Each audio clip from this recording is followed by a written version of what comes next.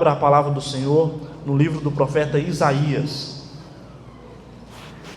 Livro do profeta Isaías, no capítulo 9.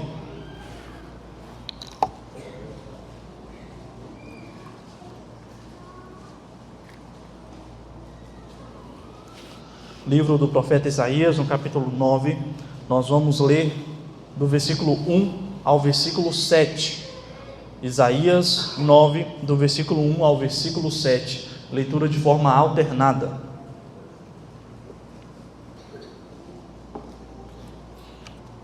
Diz assim as Escrituras: Mas para a terra que estava aflita, não continuará a obscuridade.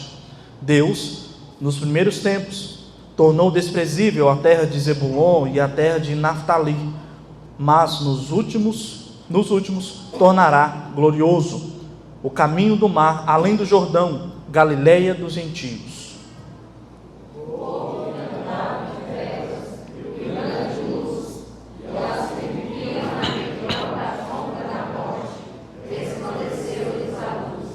Tens multiplicado este povo, a alegria lhe aumentaste.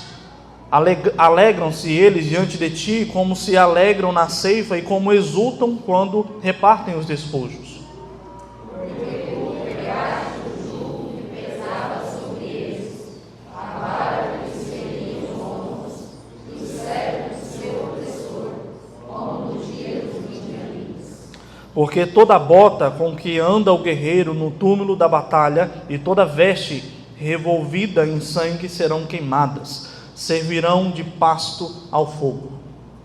Porque um menino nos nasceu, um filho se nos deu, o governo está sobre os seus ombros, e o seu nome será Maravilhoso Conselheiro, Deus forte, Pai da eternidade, Príncipe da paz.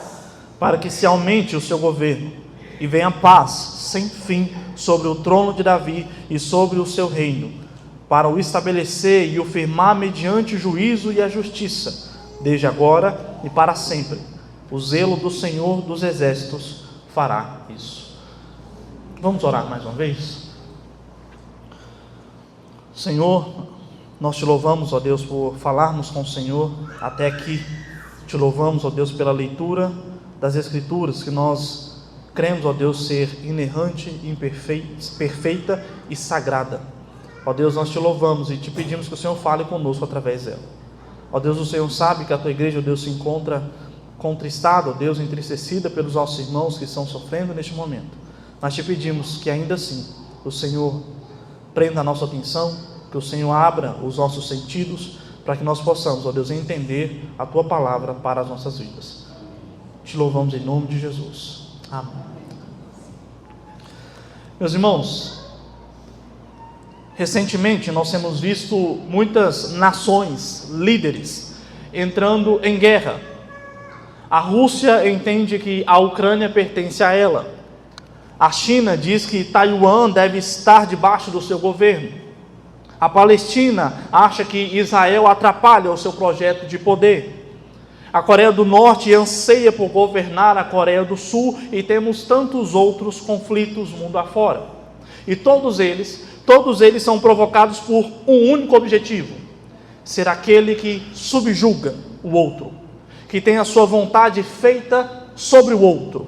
Afinal, esse é o sonho de todo governo, esse é o sonho de todo rei. Mas antes de chegarmos a isso, o que faz de alguém um rei? O que faz de alguém um rei ou uma rainha? E tentando trazer essa pergunta para o nosso contexto, o que faz alguém ser aquele na qual a sua vontade deve ser obedecida? Em toda a história da humanidade, os requisitos para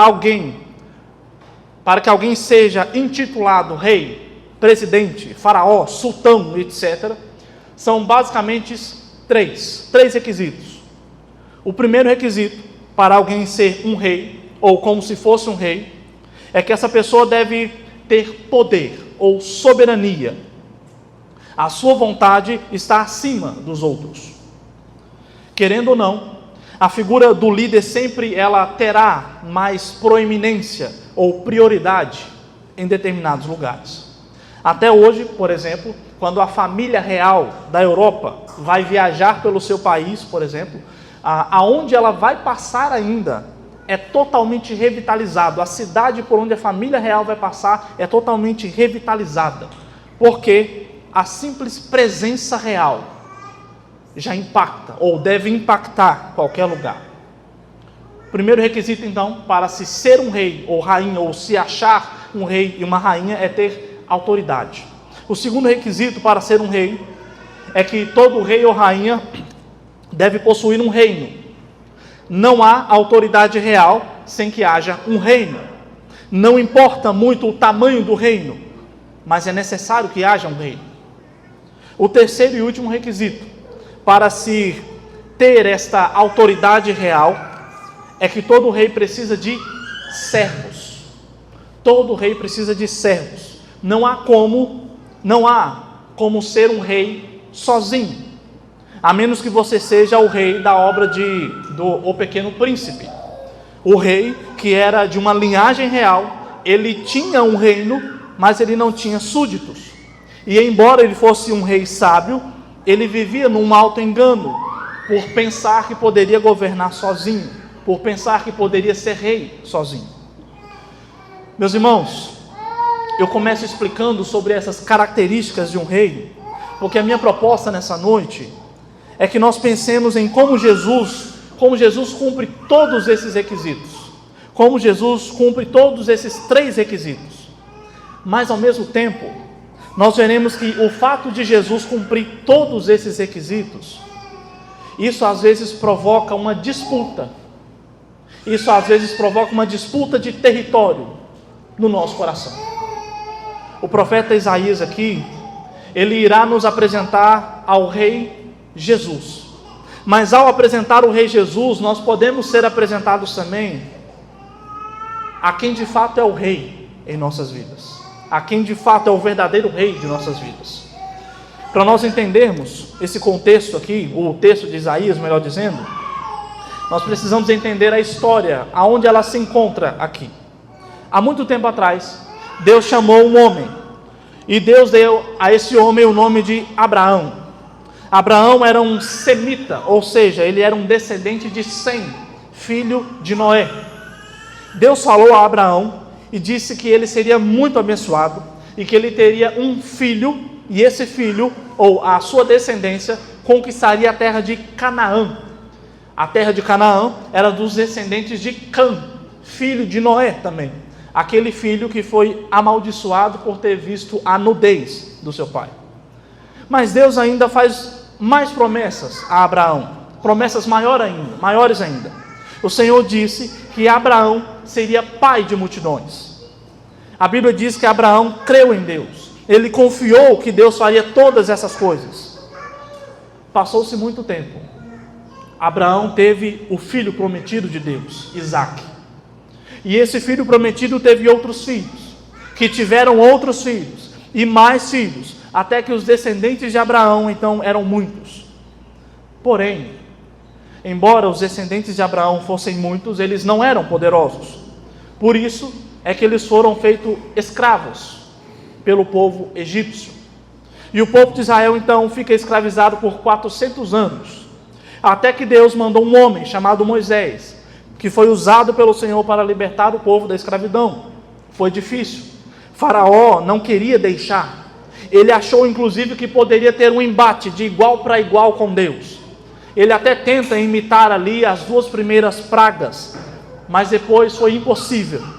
Impossível. Ele percebe então que o poder dele é pequeno diante do poder de Deus.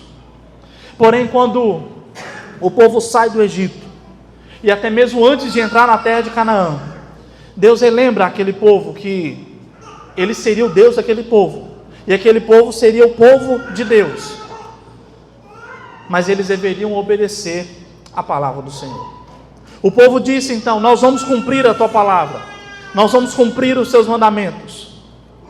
O problema é que eu e você sabemos que o povo de Israel não conseguiu cumprir a lei do Senhor. Mas Deus amava aquele povo escolhido como Ele ama o seu povo escolhido. Ele sabe que esse povo está no seu coração, por assim dizer. Sabe quando o pai ou a mãe dá diversas advertências aos filhos antes de dar uma correção? Olha, meu filho, não faça isso. Olha, meu filho, não desobedeça. Então, Deus mandou diversas advertências ao povo, mas o povo não escutou. Até que um dia, Ele manda mais uma mensagem, mas agora essa mensagem era um aviso final. Deus chama um homem chamado Isaías, e Isaías então tem o objetivo de dizer àquele povo que Deus estava irado com aquele povo, por causa da desobediência daquele povo, e por causa da desobediência eles seriam então castigados como consequência disso. E esse profeta chamado Isaías diz então que Deus viria como um fogo sobre Jerusalém. Ele usaria outras nações inclusive para fazer isso. E até mesmo o profeta, ele fica desesperado no início, porque ele sabe que ele é pecador. Ele sabe que o povo é pecador. Então por um instante ele pensa que não há salvação. É por isso que lá no início do livro ele dá um grito de desespero diante de Deus, lá no capítulo 6. Ai de mim, porque eu sou um homem de lábios impuros, eu sou um homem de lábios sujos, e eu habito no meio de um povo que também é de lábios sujos, que também é de lábios impuros. E a mensagem pela qual o profeta Isaías, meus irmãos, é chamado a pregar, é dura mesmo.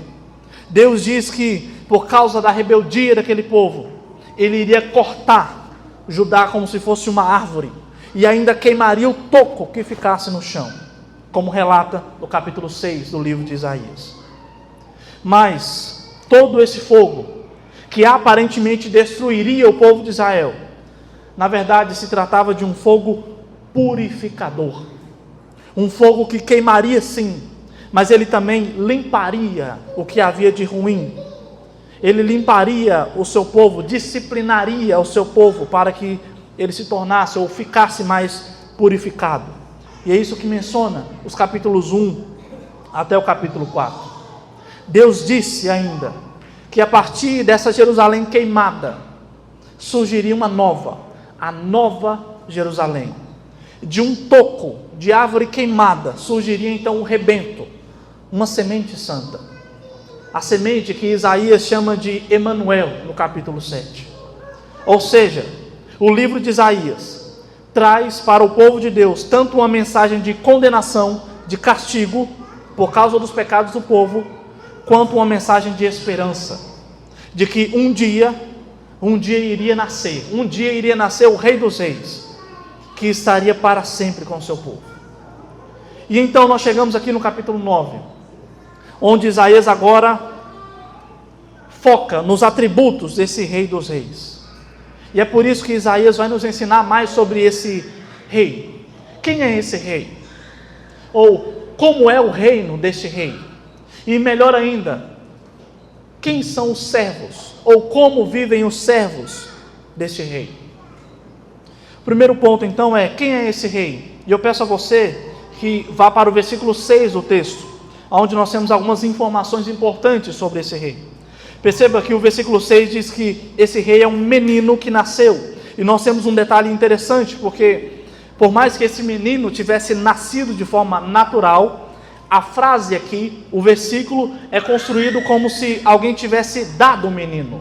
A frase, o menino nos nasceu, e depois ela é repetida com outras palavras, um filho se nos deu. Ela foi construída de uma forma passiva, recebendo, trazendo a ideia de que o nascimento desse rei foi uma ação de outra pessoa. A mãe apenas recebeu o menino. É como se esse menino fosse um presente que Deus deu à nação de Israel.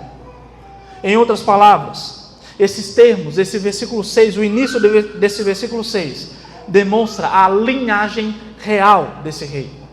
Esse menino nasceu como um homem, mas ao mesmo tempo ele veio de Deus. Ele foi entregue por Deus. Uma outra característica desse rei é que ele possui a responsabilidade de governar sobre todas as coisas. Note que o governo está sobre os seus ombros.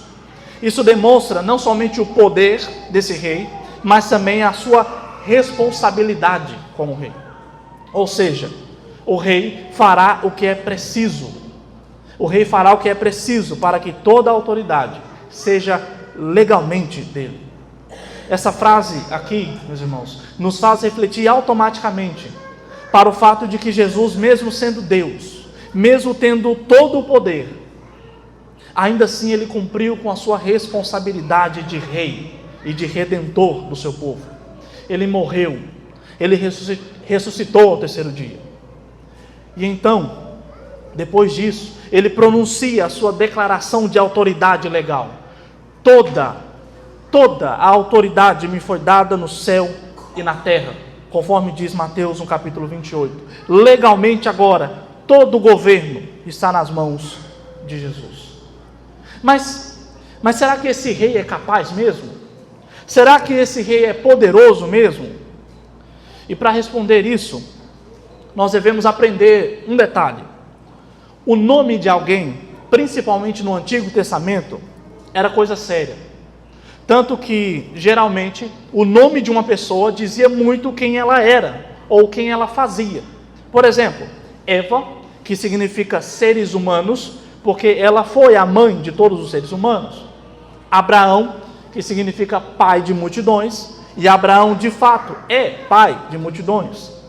Jacó, que significa trapaceiro, porque, de fato, ele era assim no início da sua jornada. Então, nomes no período bíblico eram importantes, porque eles descreviam as características mais fortes de uma pessoa. Pois bem, os nomes deste rei aqui também demonstram a capacidade, as características desse rei. O seu primeiro nome aqui é Maravilhoso Conselheiro.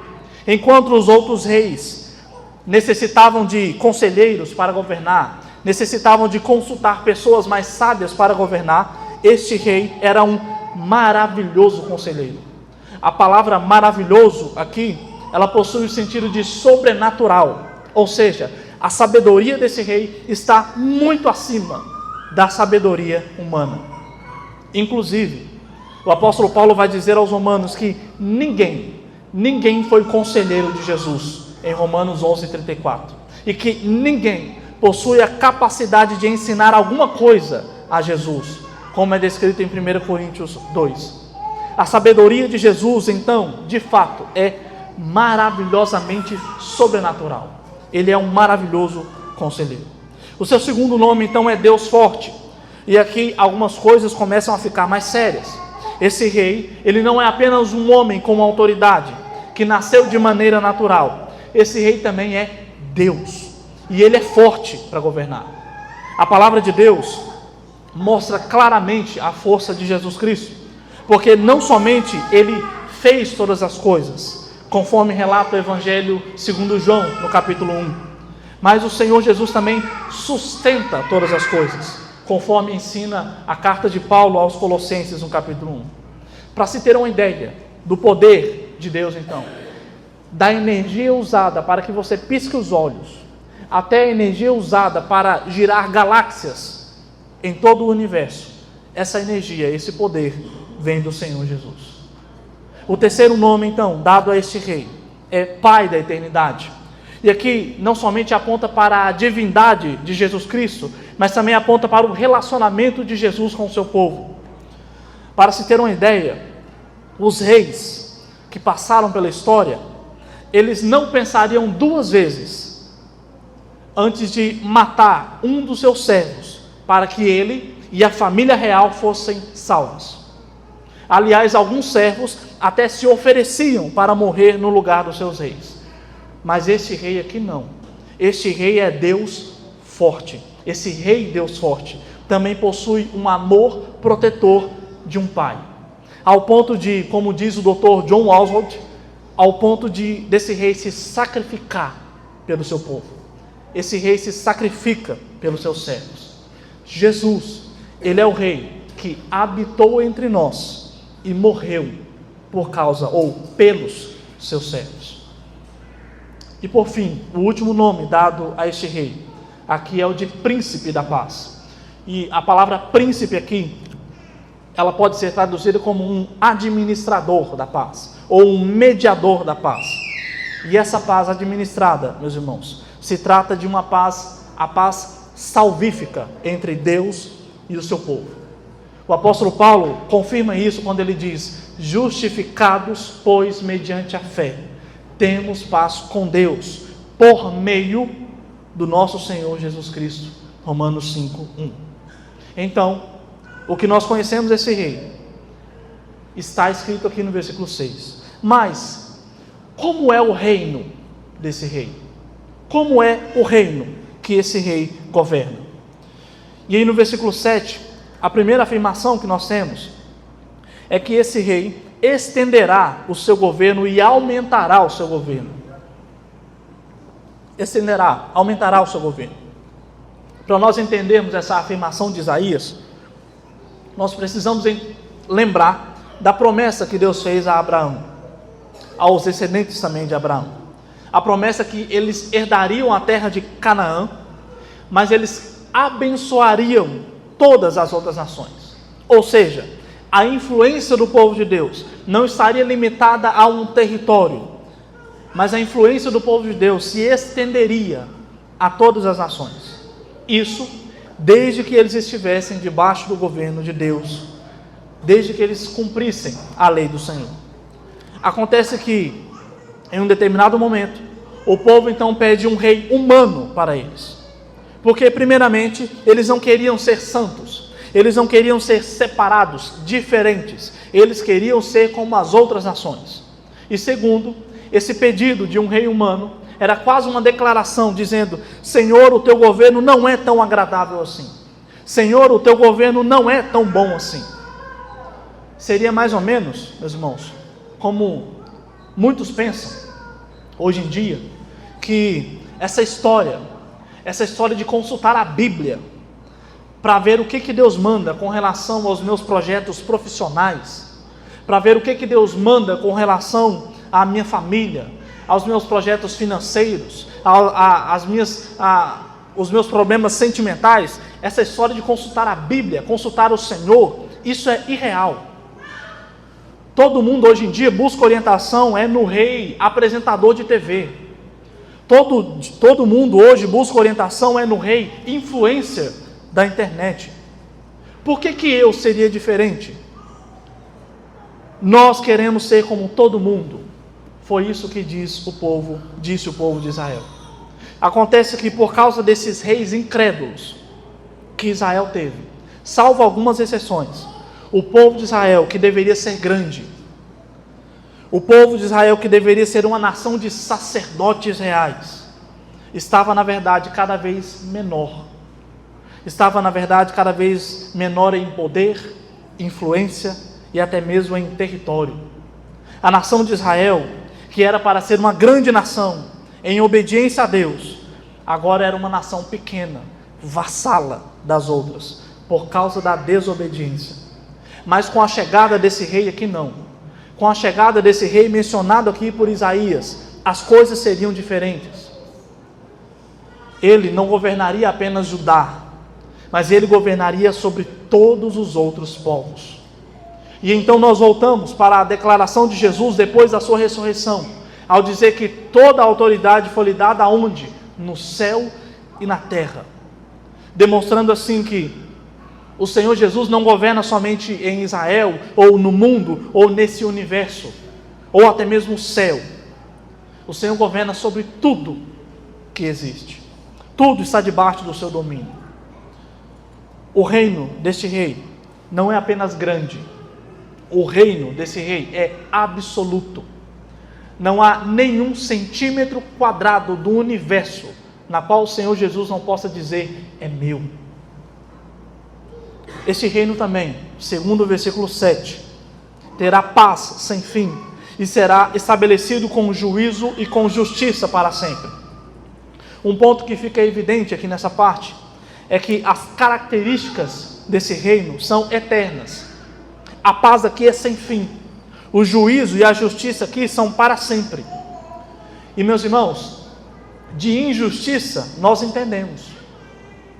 De injustiça, nós entendemos.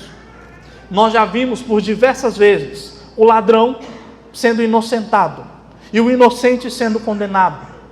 Nós vemos homens perversos brincando com a vida e nada lhes acontece, enquanto nós perdemos quem amamos. Por diversas vezes, nós fomos injustos com o outro, através de palavras e ações. Então, seja passivamente, seja ativamente, nós entendemos de injustiça. E nós cremos que na segunda vinda deste Rei, na segunda vinda de Jesus Cristo, neste encontro entre o Rei e os seus servos, nesse dia será derramada, como diz Apocalipse no capítulo 5, será derramada a taça com as orações dos santos, que oraram por justiça, que oraram pedindo por justiça. Mas até que esse dia chegue, até que esse momento não aconteça, nós devemos então nos lembrar, meus irmãos, que se o reino do Rei Jesus é justo, e a justiça é perfeita, nós devemos nos lembrar que a justiça do Senhor também recai sobre os seus servos. Nós não podemos nos esquecer que Isaías está falando com o povo de Deus aqui. Ele está dizendo que o povo de Deus seria castigado, porque o reino deste rei é eternamente justo. E alguém pode pensar, mas eu sou cristão, eu creio em Jesus Cristo, como assim eu ainda posso ser disciplinado? Meus irmãos, a justiça de Deus sobre o seu povo, ela pode não ser condenatória, mas a justiça de Deus sobre o seu povo, ela é com certeza corretiva. Ela é com certeza corretiva. Nós sabemos disso porque o texto diz aí no finalzinho do versículo 7, que esse reino terá paz e justiça, porque o Senhor tem zelo. A palavra zelo aqui remete a um cuidado, a um amor pela santidade do seu povo. Quando as crianças desobedecem e os pais disciplinam seus filhos, isso acontece porque eles devem ter zelo, amor, cuidado pelos seus filhos. E este rei, o Rei Jesus, tem o mesmo zelo e cuidado pela santidade do seu povo. Até que então nós conhecemos mais sobre este rei e nós conhecemos mais sobre o reino deste rei. Agora nós veremos quem são os servos desse rei. E agora eu peço que você volte no início do texto, a partir do versículo 1. A primeira coisa que nós notamos é que Isaías, ele cita o nome de algumas cidades importantes, como Zebulon e Naftali. Essas cidades, meus irmãos, que outrora estavam em trevas, seriam gloriosas. Mas a grande questão é que essas cidades aqui não faziam parte do reino de Judá. Essas cidades aqui não faziam parte do reino em que Isaías está pregando. Mas por quê? Antes do ataque dos babilônicos, um rei chamado Roboão, filho de Salomão, ele causou uma revolta no povo de Israel. E por causa dessa revolta, o reino foi dividido em dois. O reino do norte, Jerusalém, e o reino do sul, Judá. Acontece que o reino do norte, Jerusalém, foi o primeiro reino a ser derrotado, a ser conquistado. Só havia ficado o reino do sul, aonde Isaías estava. Esse reino do sul, o reino de Judá, logo seria destruído também, como Isaías diz aqui.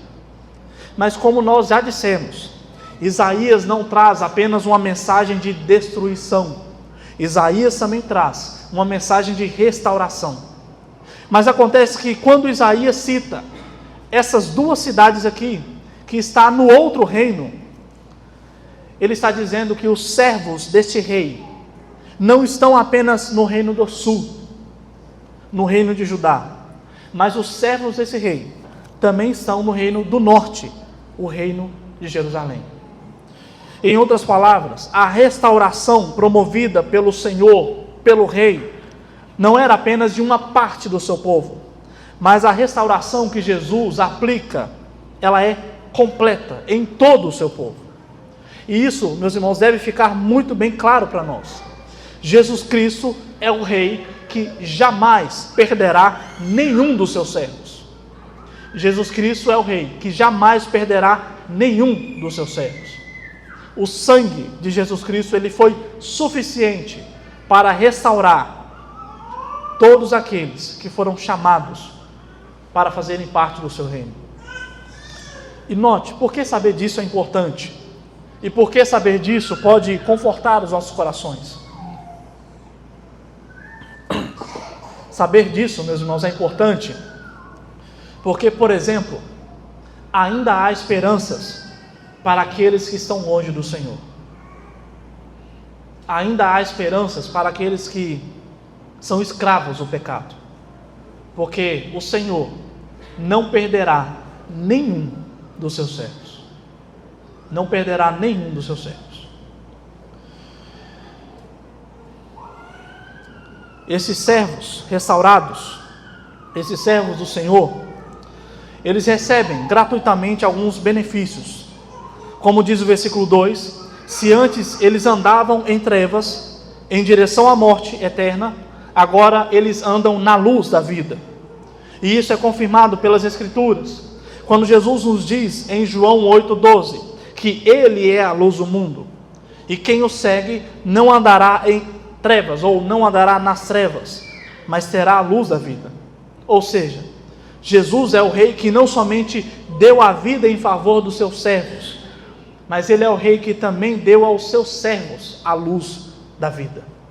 Um outro benefício é que a alegria desses súditos será aumentada exponencialmente, assim como um trabalhador no campo se alegra ao colher o que plantou, como mostra o versículo 3. Essa declaração é muito parecida com o relato de Paulo aos Romanos, nos capítulos 15, versículo 3, dizendo que o Senhor Jesus é aquele que nos enche de alegria. E estes servos também podem ser felizes, de acordo com o versículo 4. Eles serão felizes porque antes eles eram escravos, mas agora eles estão livres. E perceba, Isaías parece que quer trazer à memória do povo um certo evento no passado muito importante. Afinal, na história passada desse povo, eles sabiam muito bem o que era viver em trevas. Eles sabiam muito bem o que era viver, o que era ver a tristeza dos seus entes queridos sendo maltratados. Eles sabiam muito bem o que era ser escravo. Parece então que Isaías quer lembrar aquele povo, quer lembrar a nação de Judá, que Deus havia tirado eles da escravidão do Egito. E agora, o rei que nasceria, tiraria o povo de mais uma escravidão. Mas agora a escravidão era a escravidão do pecado. E isso é confirmado, por exemplo, por textos como Colossenses, no capítulo 1, versículo 13. E por fim, como diz o versículo 5, os servos desse rei serão felizes porque um dia as lutas terminarão. E isso é confirmado também por diversos textos no Novo Testamento, mas talvez o texto que mais se encaixa, mais claro, e talvez o texto que nós mais precisamos ouvir nos últimos dias, é o texto de Apocalipse 21, verso 4. Os servos desse rei que esperam esse dia, em que lhes será enxugada, lhes enxugará dos olhos toda a lágrima, e já não existirá mais morte, já não haverá luto, nem pranto, nem dor, porque as primeiras coisas passaram. Para além da salvação, para além do perdão pelos nossos pecados, os servos desse Rei Jesus são consolados. Eles são consolados porque nós sabemos que um dia todo o sofrimento terá um fim. Toda luta, todo o sofrimento terá um fim. Mas, e a disputa entre dois reis? Nós aprendemos que Jesus é o Rei prometido, aquele que tem sabedoria sobrenatural, aquele que é Deus forte, ao ponto de nada fugir do seu controle. Ele é aquele que media a paz. Nós aprendemos que o reino de Jesus é de paz e justiça, porque ele tem zelo pelo seu povo. E que os servos desse rei eram escravos, mas foram libertos. Estavam mortos, mas receberam a luz à vida. Eles sofrem, mas até mesmo esse sofrimento está com os dias contados. Mas talvez os irmãos se lembrarão de que no início do sermão eu mencionei que há disputa entre dois reis. Mas até agora eu apresentei apenas um rei, o rei Jesus, o rei Jesus. Mas e o outro? Quem é o outro rei? Petulante, arrogante, cheio de si, como Faraó, que ousa a disputar território com Jesus, o rei dos reis. Então, você é o rei que pode estar querendo dividir o território do seu coração com Jesus. Mas você poderia pensar o seguinte: não, licenciado Diego, não. Eu sei que eu sou o pecador. Mas chegar ao ponto de pensar que eu sou um Deus e que eu coloco Jesus de fora do meu coração, isso é um absurdo. Chegar ao ponto de pensar que eu sou rei e Jesus está de fora do meu reino, como pode isso? Será? Vamos lembrar quais são os critérios para se ser um rei ou se sentir um rei: ter autoridade, ter um reino e ter servos neste reino, ok? Autoridade, reino e servos. Imagine que você, marido, esposa, você trabalhou o dia inteiro, o serviço é estressante, é cansativo, mas você trabalhou, afinal, você está em um ambiente que pertence a outra pessoa, ou pelo menos você ainda precisa manter a pose, manter a imagem. Mas então, você chega em casa, no seu reino, e em casa é onde você se sente como a peça indispensável para que a família funcione. Você é o centro da razão no seu reino. No seu reino você é a justiça, você é a sabedoria. Reino, autoridade. E como toda pessoa com autoridade, você tem as suas leis, você tem as suas vontades. Você tem os seus filhos, sua esposa ou marido, ou seja, você tem servos. Reino, autoridade, servos. E sabe o que acontece quando os seus servos não fazem a sua vontade, não obedecem a sua autoridade? Sabe o que acontece quando os seus servos não concordam com a sua autoridade? Assim como Jesus vem com ira justa sobre o seu povo, ou foi com ira justa sobre o seu povo, nós também vamos com ira justa sobre os nossos servos, que não fizeram a nossa vontade no nosso reino. E é por causa disso que nós temos tantos homens tratando mal seus filhos e esposas, com a desculpa de que eles estão cansados do trabalho e a família não os entende. Esposas estão subjugando os seus maridos com a desculpa de que estão, por exemplo, de TPM. Ou seja, eu tenho autorização para pecar, porque os meus servos não estão fazendo o que eu quero. Filhos estão desrespeitando os seus pais com a desculpa de que os meus pais não me entendem. Como assim os meus pais não entendem? Eu que sou Deus da minha própria vida. E no final, todos se acham reis. Porque eu quero que a minha vontade, a minha razão, prevaleça no meu reino. O problema, meus irmãos, é que ao mesmo tempo, nós oramos ao Senhor: Pai, venha o teu reino, seja feita a tua vontade. Mas na realidade, o que nós temos visto é que nós queremos que o meu reino, a minha vontade, seja estabelecida. E que Deus, na verdade, reina apenas em um pedaço do meu reino. O Senhor já reina em mim quando eu estou na igreja. como nós cantamos aqui. O Senhor já reina em mim quando eu estou na rua e eu encontro um irmão. O Senhor já reina em mim quando eu recebo a visita do pastor. Agora o Senhor Jesus, querer reinar na minha casa quando ninguém me vê, aí já é demais. Aí já está passando os limites. Mas, meus irmãos, nós temos que deixar algo muito bem claro aqui. E eu tenho que dizer para que isso não me seja cobrado. Jesus Cristo, o Rei dos Reis, Ele não divide o seu poder e autoridade com ninguém. Ele não divide o seu governo com ninguém. Ele governa inteiramente sobre a sua vida. Ou você governará a sua vida rumo à condenação. É aquilo que o apóstolo Paulo chama na sua carta aos Romanos de Deus os entregou às paixões infames do seu coração. Em outras palavras, Ele quer reinar sobre o seu próprio coração. Ele não quer, na realidade, que Jesus Cristo reine sobre o seu coração. O que nós aprendemos então? Jesus Cristo como Rei. Nós aprendemos que, no final das contas, meus irmãos, que Jesus Cristo ele cumpre todos os requisitos aqui. No final das contas, nós aprendemos que você precisa ser destronado do seu coração para que o verdadeiro Rei governe. Nós somos desafiados essa noite a viver, Senhor, a única autoridade de verdade na minha vida é o Senhor.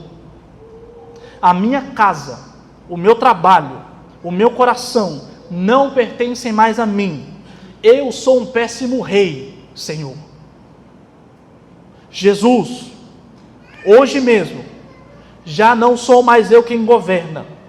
Já não sou mais eu quem governa a minha casa. Já não sou mais eu quem governa o meu trabalho. Que você possa dizer, Senhor, de hoje para sempre, sou teu. Sou teu.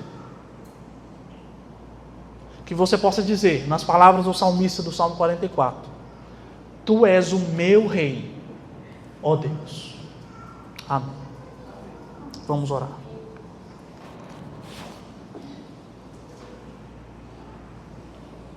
Ó Senhor,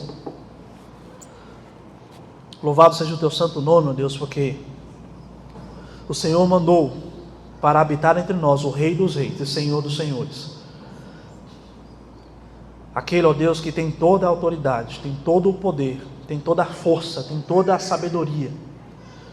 Aquele, ó Deus, na qual o seu reino não pode ser medido, não pode ser comparado com nada. Aquele rei, ó Deus, que possui um reino onde os seus servos têm paz, alegria e justiça perfeita. Louvado seja o Teu santo nome, ó Deus, porque o Senhor nos deu o Rei dos Reis e Senhor dos Senhores. Mas ao mesmo tempo, ó Deus, a Tua palavra nos confronta, porque por via das vezes, nós queremos inutilmente disputar um reino do nosso coração com Jesus. Ó Deus, por via das vezes, nós queremos delimitar a área em que Jesus pode reinar em nossas vidas.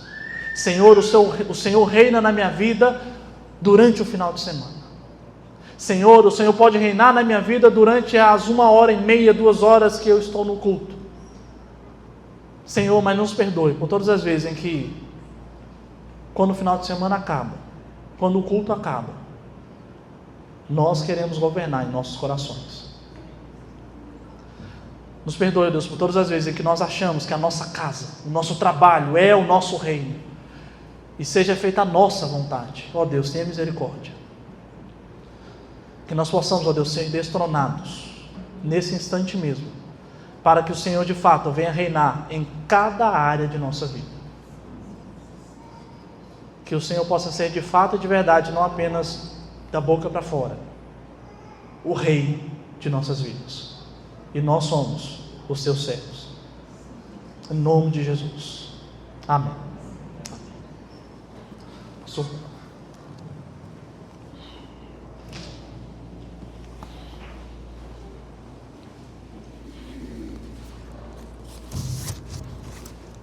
nos